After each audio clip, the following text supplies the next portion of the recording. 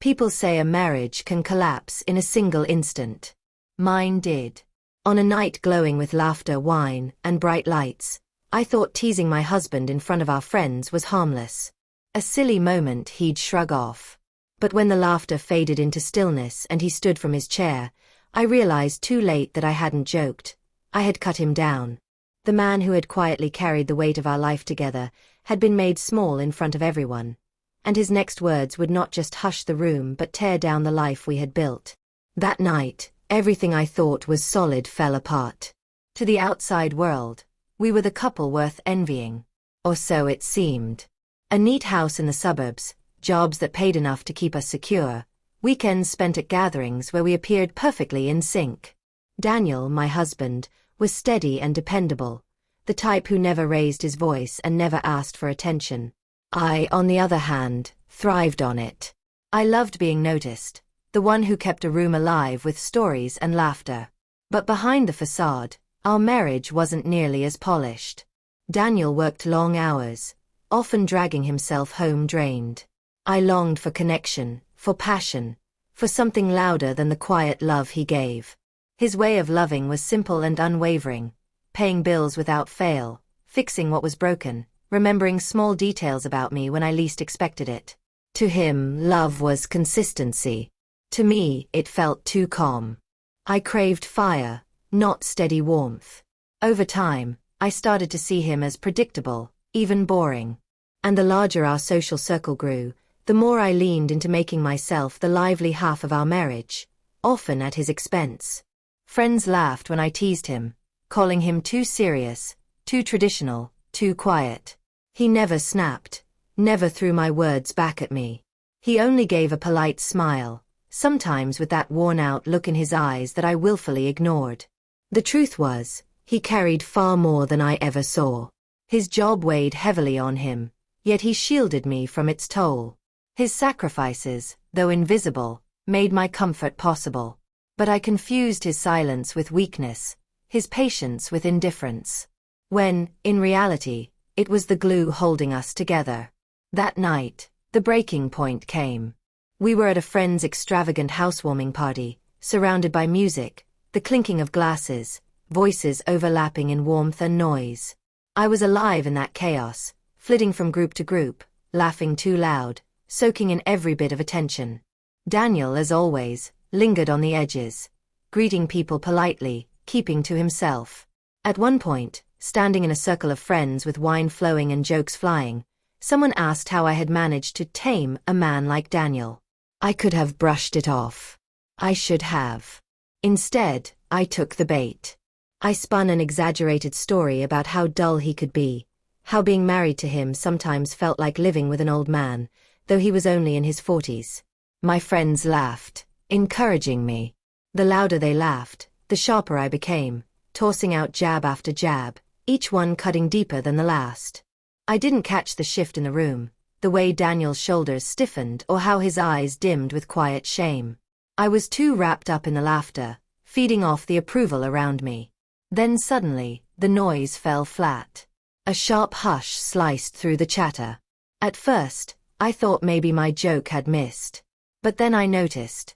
No one was looking at me anymore. Their eyes were fixed on him. Daniel, who had been sitting silently, was now on his feet. His face wasn't twisted in anger.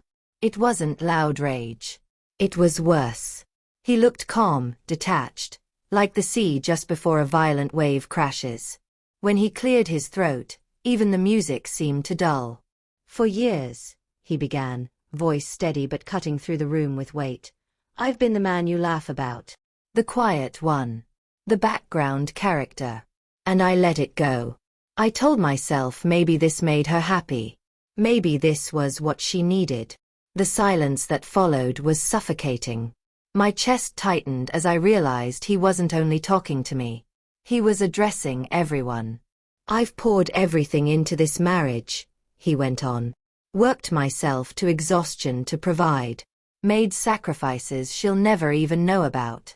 Carried burdens she never had to think twice about. And all I ever wanted in return wasn't praise or endless gratitude. Just respect. My cheeks burned as eyes darted toward me.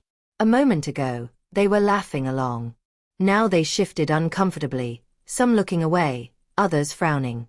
But tonight, Daniel said, his voice cracking for just a breath before he steadied it, I understood something. I don't have a partner. I have an audience. An audience that sees me as a joke because that's how she's chosen to present me. I wanted to speak, to cut him off, to stop the unraveling. But my throat locked. His words pinned me where I stood. So, he finished, his tone resolute, I think it's time we stop pretending this is a marriage. Because what she wants isn't a husband. She wants a prop. And I refuse to spend the rest of my life being one. The room erupted in stunned gasps. My stomach lurched as he turned and walked out, leaving silence and whispers in his wake. I stumbled after him, the cold night air hitting harder than his words ever could.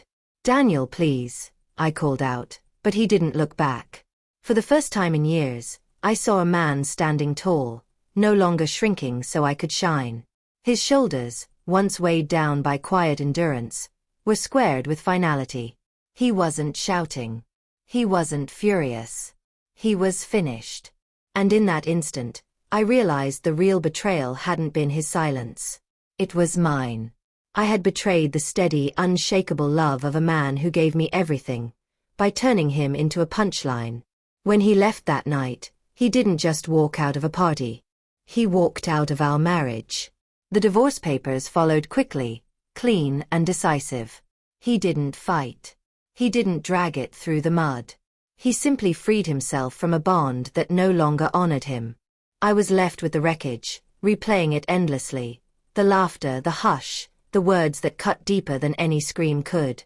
In the weeks after, people told me it was obvious. That mocking your spouse in public isn't wit.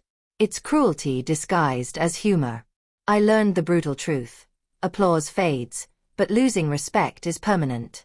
Daniel built a new life, quietly and steadily, away from the stage I once craved. I hear he's doing well. Thriving, even. As for me, I live with the knowledge that I destroyed something strong by mistaking patience for weakness and mistaking performance for love. Sometimes the harshest betrayals aren't whispered in secret. They're dressed up as jokes, broadcast under bright lights with witnesses. And they echo long after the night ends. So I leave you with this. Would you rather win a room's laughter for a passing moment, or keep the respect of the one person who stood beside you when no one else did? Because once respect is gone, love has no chance to survive.